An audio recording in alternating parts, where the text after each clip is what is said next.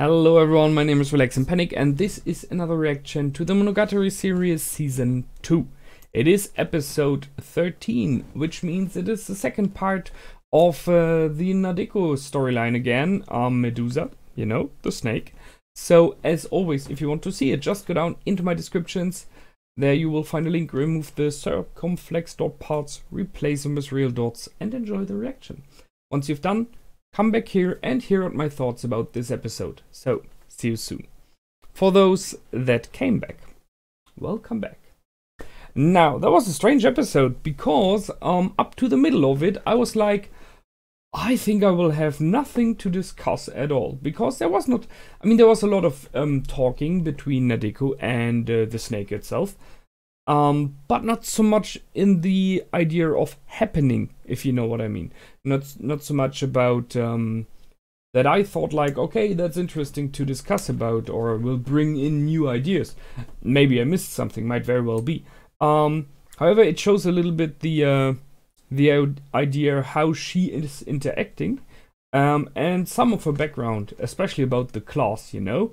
So, interesting was, however, that she lied to her beloved one, to Aragi, to Koyomi, which, according to the snake, is mainly because she doesn't want to worry him. I'm not sure about that one. However, she lied, and she did it again later on when she was in his room. So, she's not someone who is too pure like Hanekawa is. She's someone who is lying, and as it seems, without deeper problems. She is thinking about it and she's worried, but she's not like, I shouldn't have done it. They're searching for the corpse of the snake. Not sure how that will turn out, how this corpse should look like. A physical form, as far as we've seen so far, most, not all, but most of the other aberrations had no real physical form. But I remember that the snakes, the last time we were with Nadeko, had one, because when one of them ran away, it damaged the shrine. I remember that one, the shrine gate, to be more precisely. So there's the question, what will this physical form be like? Will it really be a snake body? Will it be snake skin? Or will it be just like, I don't know, a little idol or something like that? Might very well be. They pointed out that she, Nadeko, in nearly everything that she says is unspecific or is evading stuff. So it's about whatever, in any case, howsoever. So she's not really hard pinpointing on arguments, and I thought like, but I didn't bring it in, but I thought like you could make a drinking game out of at least this episode. Whenever she says something like whatever, or in any case you take a shot, you would be drunk before half of the episode. That's a lot what she says like that. So she has standing words that she uses. She's the class president. I didn't see that one coming, but once understanding how this class is not working, because that's it. The class is working because it is not working. They are no class, they are just people being in the same class, but they do not work together. They are more like living one to each other, and that's a very strange bunch of people there. So yeah, I can see that she became class president because no one else wanted, and she's possibly someone who is not able to say no when it's pushed onto her. And as it seems, even the teacher is putting work on her instead of doing it himself, I guess. We don't know yet what exactly it is. So up to this moment it was like, okay, mediocre episode. Sorry, felt like that for me. And then she went out at night to find the snake body. So one thing here, very good. It means the parents realize that the kid is gone. I like that. It's a good thing. For many of the other characters, it seems like the parents do not care very much.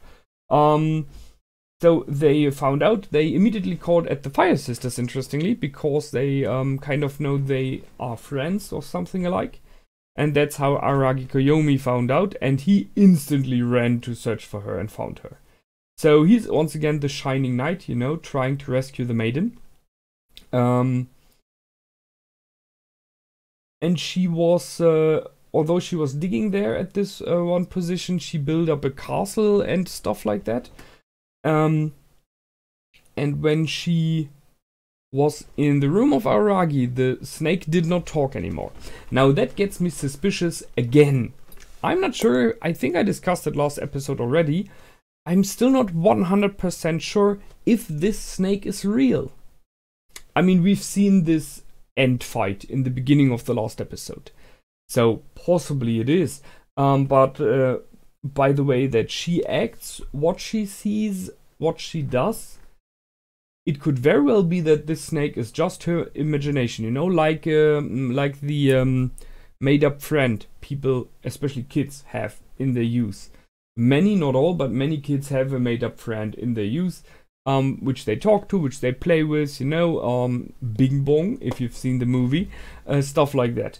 So I'm really thinking, what if this is a made-up friend because she needs someone to interact with her, to talk to her. Her whole class doesn't do that. She does not have many friends who talk and play and spend time with her. So possibly all over the day she's a loner, she's by herself. So there are not many interactions we've seen apart from the snake, you know? So I see still this might be an option, that it is just a made-up friend. But as we know from Abominations, just by believing in stuff, you give this stuff powers. So it could very well be that she's kind of reviving the snake, which was beaten. So just an idea, what if she is really reviving actively this snake god? Might very well be. Then we had the appearance of Shinobu. That was nice. Vampire Punch. Great one. Really good. So I'm not sure if Aragi was really as creepy as he was in the moment when he wanted to get her into bed. But Shinobu intervened. It's okay. And she states, yes, you are the second cutest after me. Okay. But she brings up some very interesting ideas and questions. And that's what I can discuss about.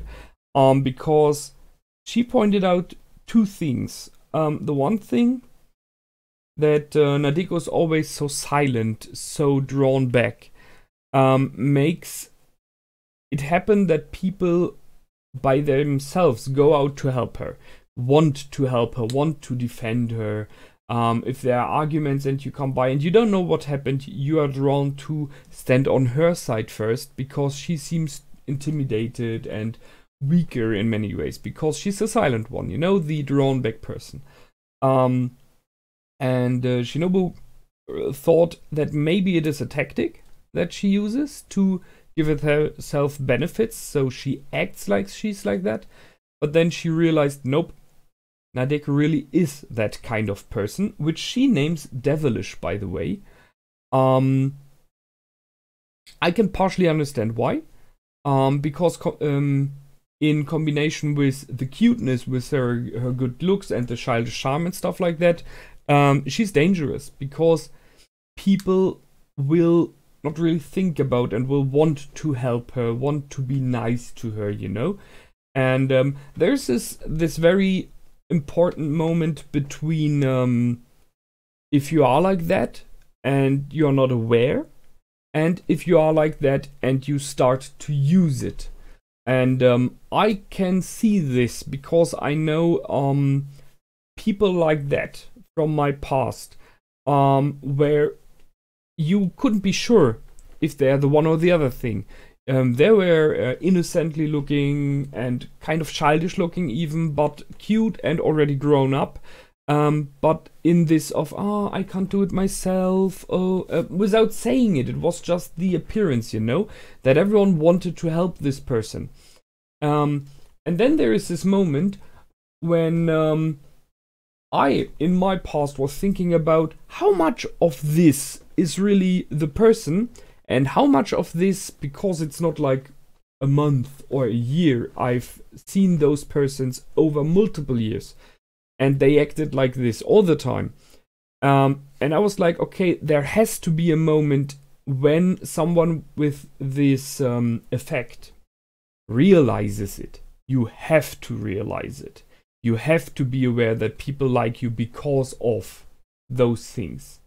And when is the moment when you realized it and when you decided to use it? Because I think in the moment when you realize it, you know, there you have two ways, either or three. You're like, okay, I'm aware of this and that people jump to my help whenever for everything. If I have to move my stuff to a new house, as example, there will always be more people in this case because they're like, oh yeah, this person is so, you know, innocent and needy and I have to help. Sure, in the background of those person's head is always more, no question. So there's a moment, do you accept it and use it? Because in this moment you become devilish, you become fiendish, you are using this for your own benefit.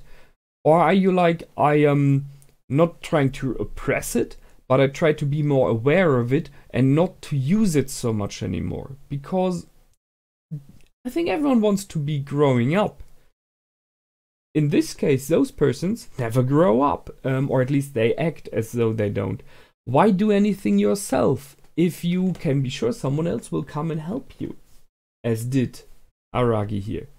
So I see the concept, I see the idea, and I can understand why it's called devilish in some ways.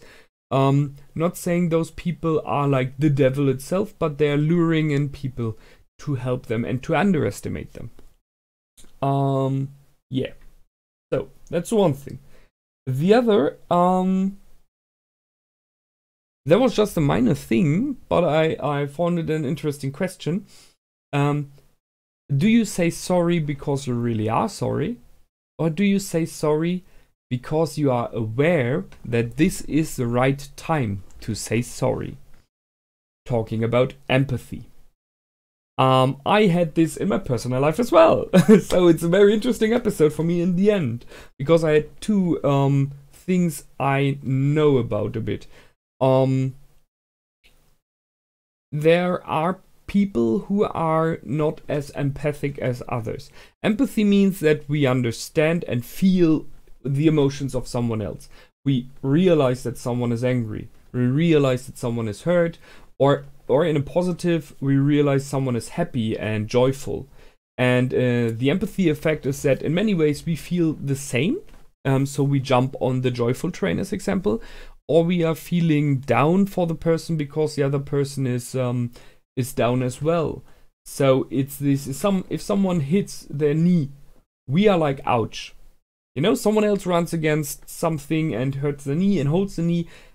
And we do like, ooh.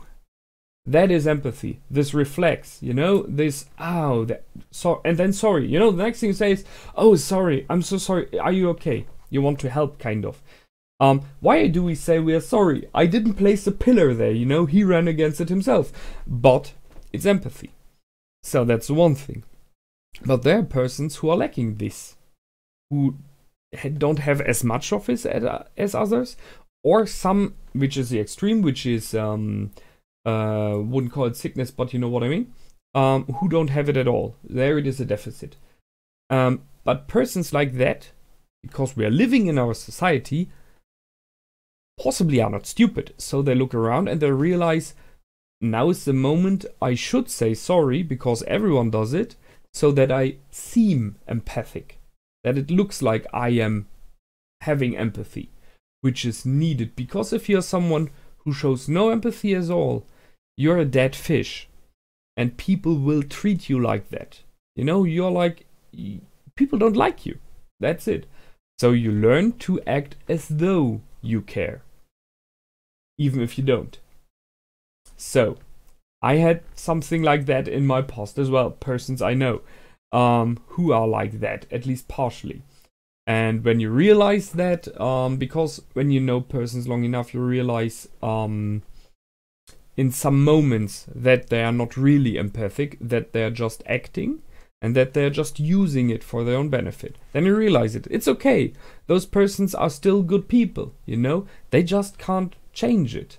But you become aware of stuff like that. So Shinobu said that as well. Do you really say sorry? Are you really feeling sorry? Or do you just say sorry because you know now it's the time?